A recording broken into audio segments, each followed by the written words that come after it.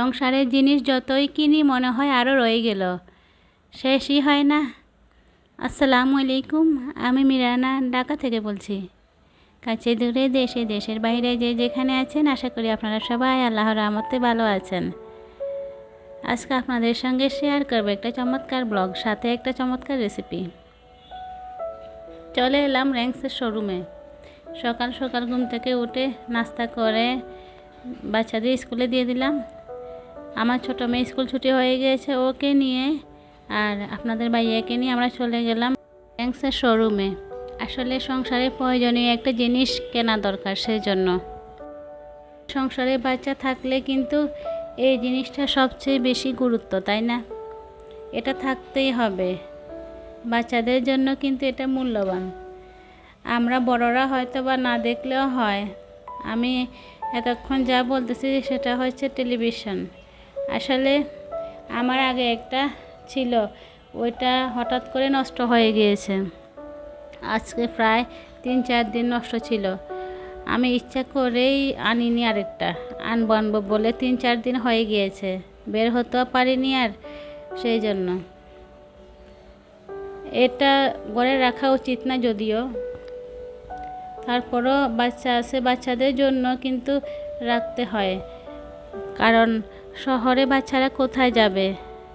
Television দেখেই তো ওদের সময় পার করতে হয়। পড়ালেখা পাশাপাশি আবার টেলিভিশন দেখতে হয়, না হলে তো ওরা বোরিং হয়ে যাবে। এই 3-4 দিন ছিল না, আমার ছোট মেয়ে খুবই বিরক্ত এবং বোরিং হয়ে গিয়েছে। আসলে হওয়ারই তো কথা, যেহেতু আমি ওকে সময় দিতে পারি না, ওর বাবা ওকে সময় দিতে পারে না, আবার আমার বড় মেয়ে পড়ালেখায় ব্যস্ত থাকে, সেই জন্য ও কই যাবে। আমি ট্যাব মোবাইল দেখলেও আমি একটু বকা দিই। এখন টেলিভিশন যেহেতু একটু বড় স্ক্রিনে, সেই জন্য দেখা যায়। আমাদের গ্রামের বাড়িতে যখন টিভি ছিল তখন আমার দাদু বলতো শয়তানের বক্স। আসলে শয়তানের বক্সই বটে, কারণ এই যে টেলিভিশন, মোবাইল, ট্যাব এগুলোর মধ্যে তো শয়তান লুকায়িত, তাই না? শয়তান শুধু আমরাকে উৎসাহিত করে খারাপ জিনিস দেখার জন্য আর ভালো জিনিস থেকে দূরে থাকার জন্য।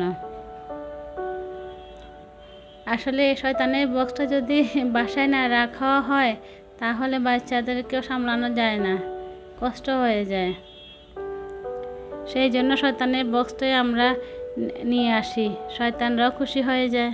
আমাদের ছোটোবেলায় শুধু ছিল বিটিভি, এখন তো ইউটিউব বের হয়েছে। এখন টিভির মধ্যেও কিন্তু সব ইউটিউব চ্যানেল, গুগল সব কিছুই দেখা যায়, তাই না? কি আর করা, এখন নিয়ে ফেললাম অ্যান্ড্রয়েড টিভি। র্যাঙ্কসের 43 ইঞ্চি একটা টিভি আমি কিনে ফেললাম। ওনাদেরকে পেমেন্ট করে চলে আসলাম। ওনারা পরে 1 ঘন্টা পরে বাসায় এসে লাগিয়ে দিয়েছে। আপনাদের সঙ্গে অন্য একদিন শেয়ার করব। আজকে শেয়ার করলে ভিডিওটা অনেক বড় হয়ে যাবে, যেহেতু আজকে আমি আপনাদের সঙ্গে একটা করলা চমৎকার রেসিপি শেয়ার করব, সেই জন্য। এখন আপনাদের সঙ্গে শেয়ার করতেছি যে একটা বড় সাইজের করলা কেটে নিয়েছি, একটা আলু কেটে নিয়েছি, পেঁয়াজ, কাঁচামরিচ। এখন এখানে চুলে একটা পাইপ্যান বসিয়ে দিয়ে সরিষার তেল দিয়ে দিলাম 2 টেবিল চামচ। আপনারা চাইলে এখানে সয়াবিন তেল দিতে পারেন। আমি যেহেতু সরিষার তেলটাই রান্নার কাজে ব্যবহার করি, সেই জন্য সরিষার তেল দিয়েছি। তেলটা গরম হয়ে যাওয়ার পরে আগে থেকে যে একটা আলু কেটে রেখেছি ওইটা দিয়ে দিলাম। আলুটা একটু 3-4 মিনিট ভেজে নিব তেলের মধ্যে, এতে করে রান্নাটা চমৎকার হবে। আলুটা ভাজা হয়ে যাওয়ার পরে আমি পাইপ্যান থেকে নামিয়ে ফেললাম। এখন আমি সেই তেলে দিয়ে দিচ্ছি করলা। আমি যে করলা কেটে রেখেছি এটা আমি প্রথমে আস্ত করলা ধুয়ে তারপরে পিস করে কেটে রেখেছি। এখন তেলের মধ্যে ভেজে নিব, এতে করে তিতা ভাবটা অনেকটাই কমে যাবে ইনশাল্লাহ। এইভাবে একবার করলা রেসিপি ট্রাই করে দেখুন, দেখবেন স্বাদ মুখে লেগে থাকবে, সবাই খাবে চেটে ফুটে। যারা করলা খেতে পছন্দ করে না, তিতা লাগে, তাদের জন্য এরকম রেসিপি করে দিন, দেখবেন অনেক পছন্দ করে খাবে। এখানে আমি একটা ডিম সিদ্ধ করে রেখেছিলাম, সেই ডিমটাও আমি তেলের মধ্যে একটু ভেজে নিচ্ছি। একটা ডিম দিয়েছি যেহেতু শুধু এটা আমিই খাবো।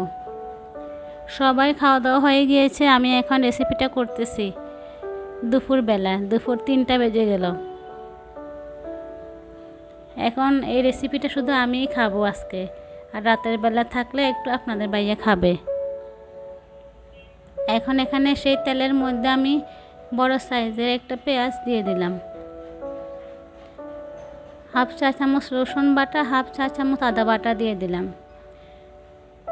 তেলটা কিন্তু এখন কমে গিয়েছে, যেহেতু তেলের পরিমাণ আমি এমনিতেও কম দিচ্ছি সেজন্য।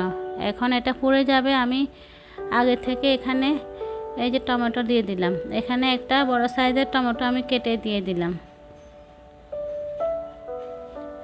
টমেটো দেওয়ার পরে তারপরে এখানে আমি গুঁড়া মশলাগুলো দিয়ে দিচ্ছি। চুলার আগুনটা কিন্তু একদম লোতে রেখেছি, না হলে এটা পুড়ে যাবে।